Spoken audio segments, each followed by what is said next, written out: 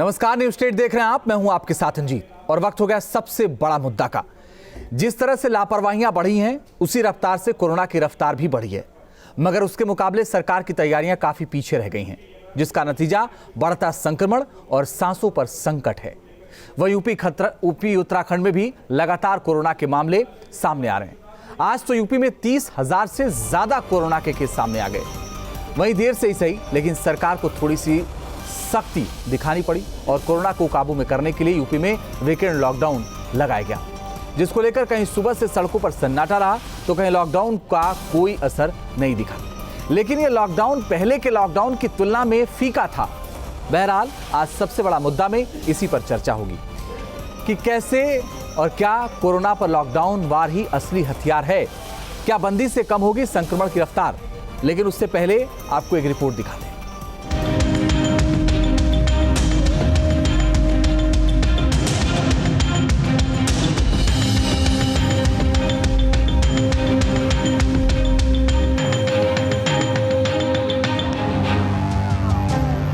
उत्तर प्रदेश की ये 5 तस्वीरें हैं संडे की, जहां कोरोना की चेन को तोड़ने के लिए ब्रेक लगाया गया, यानी कि लॉकडाउन। लेकिन कहीं तो इस लॉकडाउन का असर रहा तो कहीं ये बेअसर रहा। संडे को लॉकडाउन का सिलसिला अगली 15 मई तक जारी रहेगा। वहीं ये तस्वीर है नोएडा के सेक्टर 18 की मार्केट की, जहां सन्नाटा पसरा रहा। यूपी की राजधानी लखनऊ में लॉकडाउन का मिला जुला असर देखने को मिला।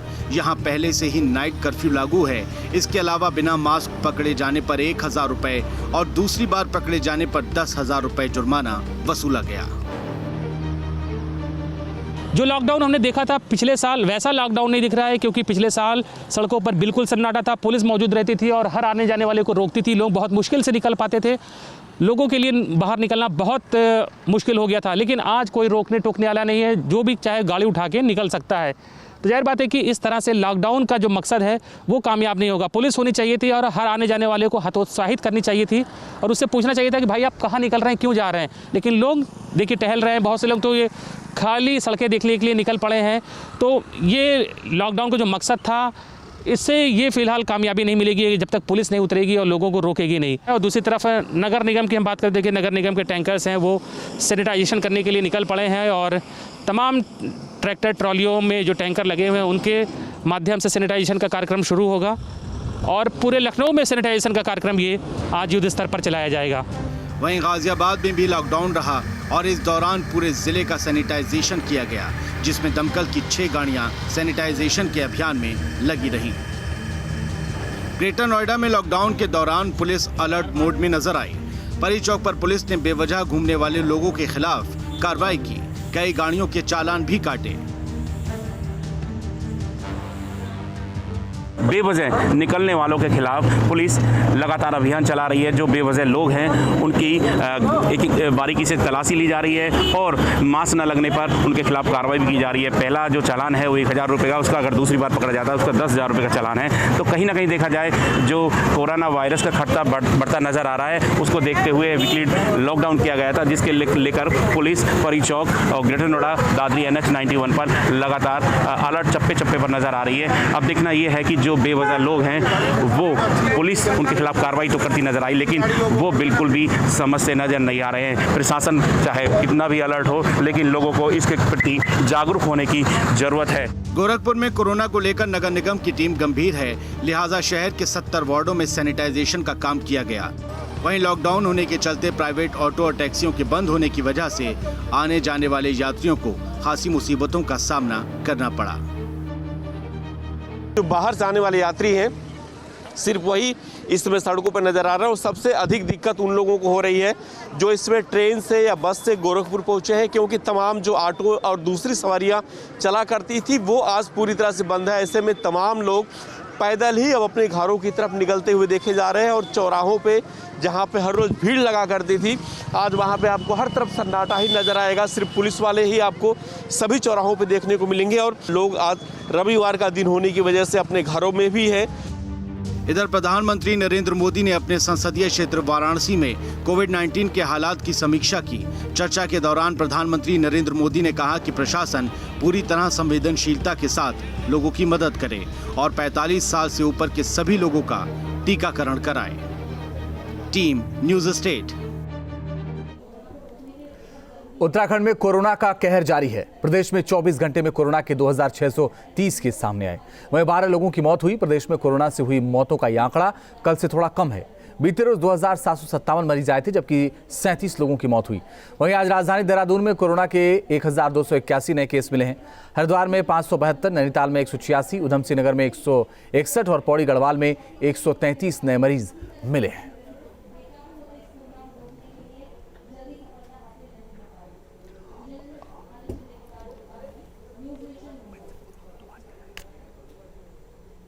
और ज्यादा बातचीत करने के लिए मेरे साथ इस वक्त senior physician doctor Swati Maheshwari जुड़ गए हैं। डॉक्टर स्वाति, आपका बहुत बहुत स्वागत है। और मेरे साथ थोड़ी देर में डॉक्टर तनुज भाटिया जुड़ेंगे और डॉक्टर अश्वनी गुप्ता भी जुड़ेंगे। लेकिन पहले रुक करते हैं गाजियाबाद का। हमारे सहयोगी हिमांशु शर्मा जुड़ गए हैं ज़्यादा जानकारी के लिए। हिमांशु, गाजियाबाद में ज़मीनी हकीकत क्या है, ये आपसे जानना चाहते हैं। देखिए अंजीत, लखनऊ में जिस तरह से आंकड़े सामने आए हैं, कुछ उसी तरह की स्थिति गाजियाबाद में बनी हुई है। जिस तरह से बेड की कमी लखनऊ में पड़ रही है, वही आलम कुछ गाजियाबाद, दिल्ली, एनसीआर का है। आज के आंकड़ों की बात करें तो गौतम बुद्ध नगर में 700 पॉजिटिव मरीज नए सामने आए हैं। गाजियाबाद के अंदर 253 नए मामले सामने आए हैं और गाजियाबाद और गौतम बुद्ध नगर को लगाकर 5 लोगों की आज मौत हुई है कोरोना संक्रमण की वजह से। और लगातार ये मामले तेजी से बढ़ रहे हैं। नाइट कर्फ्यू लगाया गया, उसके बाद आज वीकेंड कर्फ्यू लगाया गया, यानी पूरे दिन लॉकडाउन रहा। लॉकडाउन का असर तो दिखा, मार्केट जरूर बंद रही, लेकिन जो लोग सड़कों पर जिनकी कमी रहनी चाहिए वो नहीं, वो गाड़ी लेकर आज जाते रहे। जिस तरह से हम रिपोर्ट देख रहे थे, पुलिस उनको रोक रही थी, चालान उनके कर रही थी, लेकिन लोगों में डर कम है। लोग समझ नहीं रहे हैं कि संक्रमण कितनी तेजी से फैल रहा है, उसका असर कितनी तेजी से बढ़ रहा है। हालांकि एक और बड़ी बात आपको बताना चाहूंगा, गाजियाबाद के सांसद केंद्रीय राज्य मंत्री वीके सिंह ने आज ट्वीट किया अपने ट्विटर हैंडल से और गाजियाबाद डीएम को यह टैग करते हुए कहा इनको बेड नहीं मिल रहा है, कृपया कर इनकी मदद करें। ये अपने आप में एक बड़ा सवाल खड़ा करती है कि खुद सांसद को ट्वीट कर गाजियाबाद के डीएम को ये कहना पड़ रहा है कि बेड नहीं है, इनकी आप व्यवस्था करें, यानी इनको मदद पहुंचाएं। बाद में हिमांशु, मैं तो मानता हूं सिर्फ वो सांसद नहीं है, सिर्फ वो सांसद नहीं है, वो देश के केंद्रीय मंत्री भी हैं। और दूसरा ये कि वो सेना के प्रमुख रह चुके हैं। तो अगर उनको ये कहना पड़ रहा है तो आम आदमी की स्थिति तो आप ही बताइए हिमांशु, क्योंकि आप तो ग्राउंड जीरो पर हैं लगातार।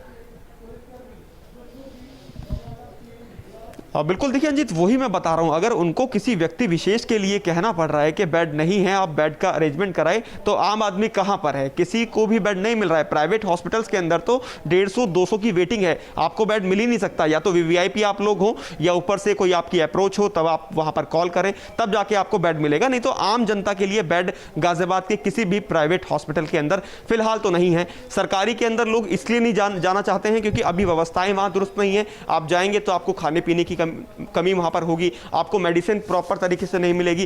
ऑक्सीजन की कमी गाजियाबाद में नहीं है, ये मैं कहना चाहूंगा, ऑक्सीजन की कमी गाजियाबाद में नहीं है। लेकिन जो जिक्र आप कर रहे हैं, क्योंकि वीके सिंह अपने आप में बड़ा नाम है और खुद सेना के प्रमुख रह चुके हैं और उनको ट्वीट करना पड़ रहा है, तो इसका अंदेशा साफ है कि गाजियाबाद सहित पूरे दिल्ली एनसीआर में हालात कितनी तरह से भयावह हो चुके हैं। आंकड़ों के अंदर जरूर यहां पर गाजियाबाद में खेल किया जा रहा है। उसकी वजह मैं आपको स्पष्ट कर दूं, गाजियाबाद में दोपहर 1 बजे, क्योंकि वहां पर जब लिस्ट आती है तो वहां हमने जब जाना तो वहां 309 कोरोना के पॉजिटिव मरीजों की संख्या बताई गई। लेकिन शाम को जो आंकड़े लखनऊ से फाइनल जारी किए गए उसमें 253, यानी कि आंकड़े कम दिखाए गए। मौत के आंकड़े वो कम दिखाए जाते हैं। शमशान घाट पर अगर जाते हैं, चाहे वो नोएडा का हो चाहे गाजियाबाद का हो, वहां लंबी कतार टोकन लगकर लोगों को जलाया जा रहा है, चाहे कोरोना पॉजिटिव के शव हो चाहे नॉर्मल डेथ हो। तो आप लगाइए कि स्थिति किस तरह से भयावह है। लोग डर रहे हैं, लोगों को समझ नहीं आ रहा करे तो क्या करें। लेकिन बावजूद उसके जो अभी भी लोग हैं वो मार्केट्स में जा रहे हैं। लापरवाही जरूर अभी भी बढ़ती जा रही है, लेकिन धीरे धीरे लोगों को ये समझ में आ रहा है कि कोरोना संक्रमण एक बार फिर तेजी से बढ़ रहा है।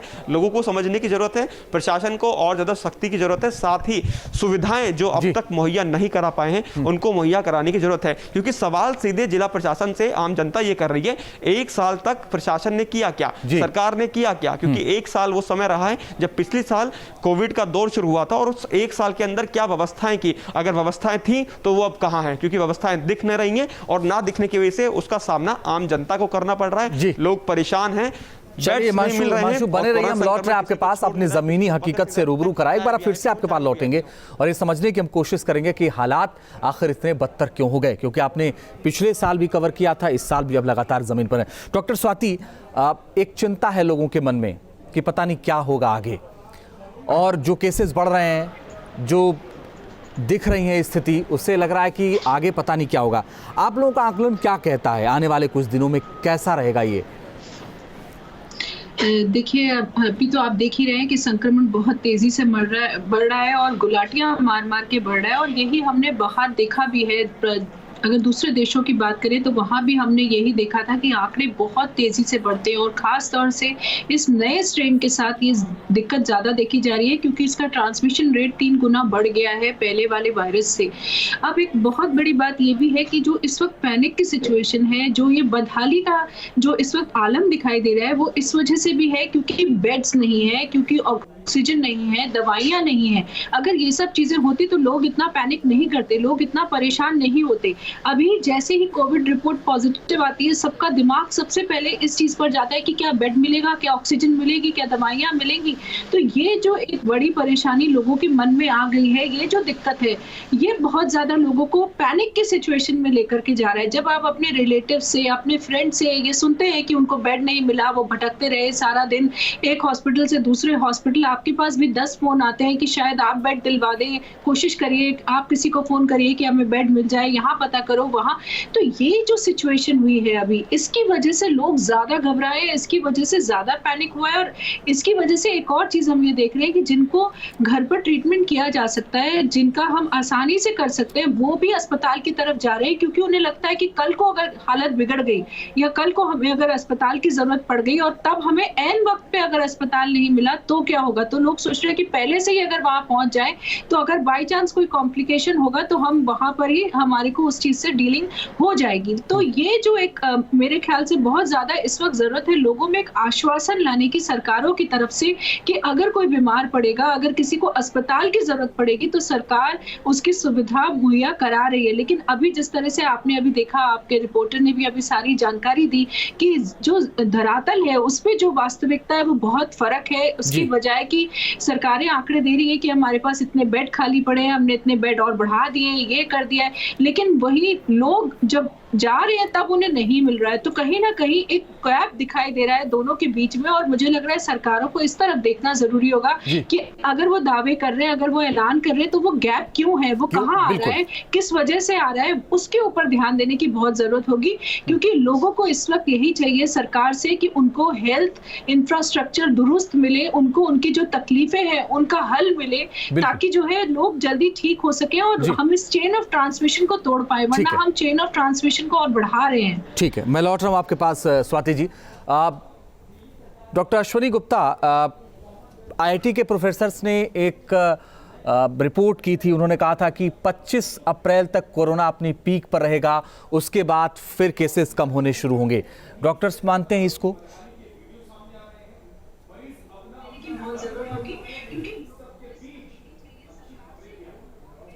डॉक्टर अश्वनी, आपको आवाज मिल पा रही सर?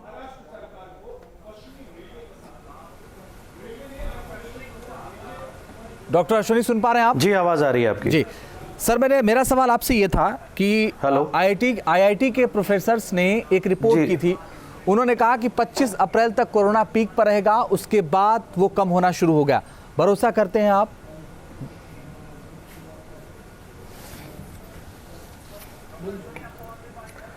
देखिए फ़िलहाल जिस हिसाब से केसेस हमारे बढ़ रहे हैं, आज तो वैसे भी 18 अप्रैल हो चुकी है, और जैसे जैसे केसेस आपके बढ़ रहे हैं तो मुझे लगता है कि जो इनका जो इंक्यूबेशन पीरियड ही होता है वो 7 to 8 डेज़ का होता है, और अभी मुझे लगता है कि ये चीज़ें जो है ये आपकी लंबी जाएंगी। 25 अप्रैल तो एक पीक है, आप ये मान के चलिए, उसके बाद से कुछ कम होने का मुझे उम्मीद नहीं लग रहा है, और मुझे ये लग रहा है कि ये पूरा मई और जून और ये 1 से 2 महीने अभी हम लोग को और सावधानी बरतना है। इन सब चीज़ों को हमें आगे चल के देखना है कि भाई अपने जो हमारी जो इम्यूनिटी है वो स्ट्रांग रहे, हमारे जो भी आसपास के लोग हैं थोड़ी सी उनसे दूरी बना के रखें, और काफ़ी प्रिकॉशंस हम लोग को इस बार लेना पड़ेगा, क्योंकि जो ये वाला जो स्ट्रेन है ये पहले के स्ट्रेन के मुकाबले कुछ ज़्यादा ही घातक है। जो हमने देखा था पहले जो स्ट्रेन था वो 7th या 8th डे लंग्स पे अफेक्ट कर रहा था, लेकिन ये वाला जो स्ट्रेन है ये आपका 2nd और 3rd डे ही लंग्स को सीधे अफेक्ट कर रहा है, और इसमें जो मोर्टेलिटी रेट, जो मृत्यु दर है इस स्ट्रेन में ज़्यादा है एज़ कम्पेयर टू जो हमारी पिछली स्ट्रेन थी, जो हमारी जो अभी जो म्यूटेशंस हो रहे हैं, जैसे कि ब्राज़ील हो गया, साउथ अफ्रीका हो गया, आपका ये UK स्ट्रेन हो गया, इसमें काफ़ी चीज़ें आ रही हैं हम लोग को देखते हुए। तो मुझे कहीं से भी नहीं लग रहा है कि 25 अप्रैल तक जो है ये कम होगा, ये बढ़ेगा ही बढ़ेगा, और हमें इन सब चीज़ों को लेके बहुत सावधानी बरतनी है अभी, क्योंकि अभी हमारे पास उतने बेड्स भी अवेलेबल नहीं है। आप देख रहे हैं कि ड्रग्स की भी शॉर्टेज हो रही है, रेमडेसिविर की भी शॉर्टेज हो रही है, और धीरे धीरे करके जो है मार्केट में ये सब चीज़ें जो हैं अब धीरे धीरे ड्रग्स ख़त्म होती जा रही हैं। तो मुझे नहीं लग रहा है कि अभी हम लोग को कुछ भी एक तरीके से भी हम लोग को वो कहीं से भी रिस्क लेना चाहिए, और हमेशा precaution is the best cure. चलिए मैं सर लौट रहा हूं और अगला सवाल आपसे यही करूंगा कि प्रिकॉशन क्या हो सकता है। डॉक्टर तनुज भाटिया, एक चीज सर समझ में आ रही है, लोग ये कह रहे हैं कि सिम्टम्स तो सारे कोविड के हैं, लेकिन जब RT-PCR कराते हैं तो रिपोर्ट नेगेटिव आती है, लेकिन कंडीशन खराब रहती है। इसमें कितनी सच्चाई हो रही है, क्या है सर?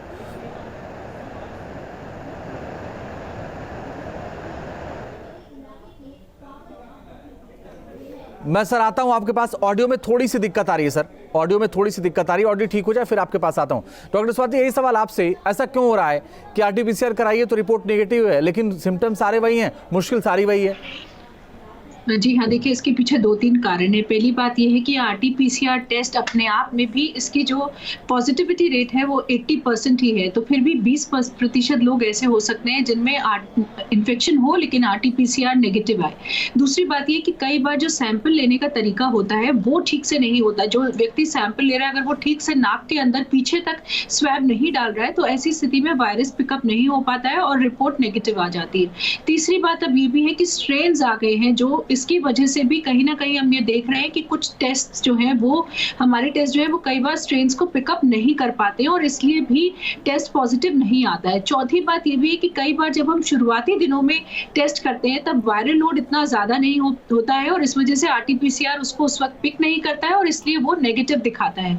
इसीलिए जब अगर किसी को भी लक्षण है, अगर किसी को भी हमें लगता है कि अंदेशा है कि हाँ ये लक्षण कोरोना की तरफ इंगित कर रहे हैं लेकिन रिपोर्ट नेगेटिव है, तो कई बार हम या तो 3-4 दिन के बाद दोबारा टेस्ट करवाते हैं जहां उम्मीद होती है कि शायद ये पॉजिटिव आ जाए, और अगर हमें लगता है कि ज्यादा लंग से जुड़े हुए सिम्टम्स हैं, परेशानियां जो है उधर से ज्यादा है, तो फिर हम कई बार सीधे HRCT कराते हैं, चेस्ट CT कराते हैं और उसमें फिर हमें वो पकड़ में आ जाता है, हमें दिख जाता है कि हाँ कोरोना की वजह से निमोनिया हुआ है लंग्स में, और फिर हम ट्रीटमेंट अपना उसी हिसाब से आगे का करते हैं। तो ये एक बड़ी ही डिफिकल्ट सिचुएशन इस वक्त है और इसीलिए लोगों को अपना सेल्फ ट्रीटमेंट नहीं करना चाहिए। आपको डॉक्टर से ही बात करनी चाहिए कि आपके लिए सही तरीका क्या रहेगा। और अभी जैसे शुरुआती लक्षण लोगों को दिखते हैं, खास तौर से हमें अपने आप को आइसोलेट कर लेना चाहिए। अगर किसी को भी बुखार लग रहा है, किसी को भी लग रहा है कि अब टेस्ट नहीं आ रहा है या स्मेल नहीं आ रही या उनको हल्की खांसी शुरू हो गई है या डायरिया शुरू हो गया है या वॉमिटिंग जैसा लग रहा है, तो मेरी रिक्वेस्ट है कि आप अपने घर के बाकी लोगों से तुरंत खुद को आइसोलेट कर लीजिए। टेस्ट जब होगा तब होगा, लेकिन शुरुआती दिनों में ही हम सबसे ज्यादा इन्फेक्टिव होते हैं और जब तक टेस्ट होता है, जब तक ट्रीटमेंट शुरू होता है,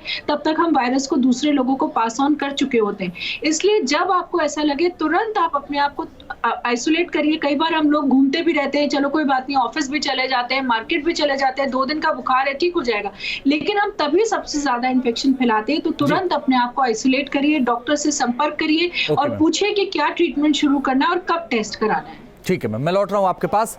और डॉक्टर अश्वनी गुप्ता, अभी आप जिक्र कर रहे थे कि प्रिकॉशन लेना बहुत ज़रूरी है। क्या प्रिकॉशन लिया जाए सर, कैसे बचा जाए? सबसे मुश्किल दौर तो लग रहा है यही है और बचना सबसे ज़्यादा मुश्किल लग रहा है।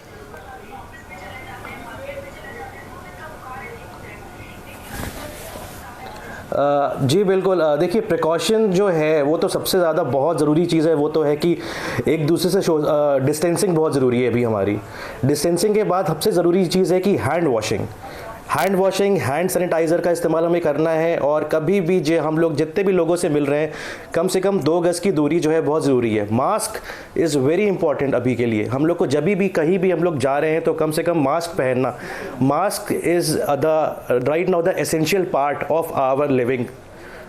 बहुत ज़रूरी हो गया आज के ज़माने में, क्योंकि हम ये नहीं समझते हैं कि सामने वाले को कौन सी दिक्कत है, क्या है, कैसा है, वो पॉजिटिव है कि नेगेटिव है, ये सब हमें नहीं देखना है। मेन थिंग है सोशल डिस्टेंसिंग, मास्क लगाना और हैंड वॉशिंग, हैंड हाइजीन। इसके अलावा हमें नहीं लगता है कि इसके हम लोग और कुछ प्रिकॉशंस ले सकते हैं, क्योंकि हमारा वैसे भी the place where we live in, यहाँ पे ओवर क्राउडेड जगह है। तो यहाँ पे भीड़ भाड़ वाली एरिया से हम लोग को बचना है। हम लोग को कोशिश यही करना है कि जहाँ भी कुछ भी हो, 2 लोग, 3 लोग, 4 लोग की गैदरिंग्स बिल्कुल भी नहीं करनी है। अभी family is the most important thing. घर में रहिए, जितना हो सके घर के अंदर रहिए, हमेशा एसेंशियल्स के लिए बाहर निकलिए। और I think this is the mask is the सबसे, मुझे लगता है कि प्रिकॉशन में हमने बहुत ज़रूरी है हम लोग को ये यूज़ करना। हिमांशु, हालात सुधरें इसके लिए गाजियाबाद प्रशासन कुछ कर रहा है या सारे दावे कागजों पर हैं? देखिए, कोशिश लगातार जारी है, क्योंकि हालात बिगड़ चुके हैं। अब उन हालातों को दोबारा से सही करने के लिए समय चाहिए, और उस समय लग रहा है तो उस दौरान जो जनता है वो परेशान हो रही है।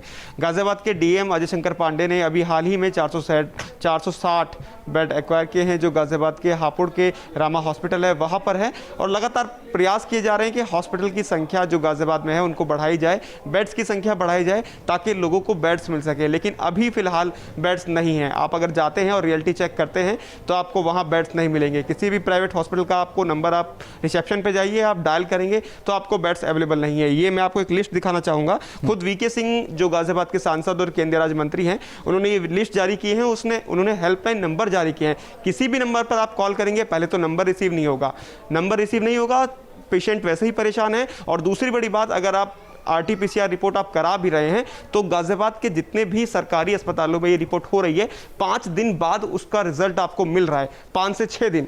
तो उसके बाद आप लगाइए कितनी परेशानी है। अगर किसी में सिम्टम है, वो जाता है RT-PCR रिपोर्ट कराने के लिए, तो उसकी जांच रिपोर्ट 5 से 6 दिन। और जिस तरह से डॉक्टर्स का जो पैनल है वो ये बता रहा है कि इस बार इफेक्ट बहुत ज़्यादा बॉडी पर कर रहा है, तो आप समझिए कि किस तरह से उसके आदमी की जो बॉडी है उस पर कितना इफेक्ट वो करेगी, क्योंकि उसको प्राथमिक उपचार की जरूरत है, वो नहीं मिल रहा है। अस्पताल में सोशल डिस्टेंसिंग तक नहीं है, लोग जाते हैं और भीड़ इस समय उमड़ी हुई है गाजियाबाद के जिला अस्पतालों के अंदर, सरकारी अस्पताल जितने भी हैं, क्योंकि सभी चाहते हैं उनको ट्रीटमेंट मिले। लेकिन मिले तो कैसे मिले, नंबर किसका मिला है, कैसे उनको बेड मिले, किसी को कुछ समझ नहीं आ रहा है। तो लोगों से हम भी यही अपील कर रहे हैं अंजित भाई कि घर में रहें, अपने घर के अंदर रहेंगे तो सुरक्षित रहेंगे, क्योंकि बाहर कोरोना का संक्रमण बहुत तेजी के साथ फैल रहा है। सरकार जरूर कोशिश कर रही है कि सब चीजें एक बार फिर पटरी से आए, लोगों को सुविधा मुहैया कराई जा सके, लेकिन फिलहाल अभी वो स्थिति नहीं आ पाई है कि लोगों को राहत मिले, क्योंकि अचानक से कोरोना संक्रमण की जो रफ्तार है वो 4 से 5 गुना ज्यादा तेजी से फैल रही है। लखनऊ के अंदर हालात बुरे हैं, गाजियाबाद, नोएडा, पूरे उत्तर प्रदेश में आज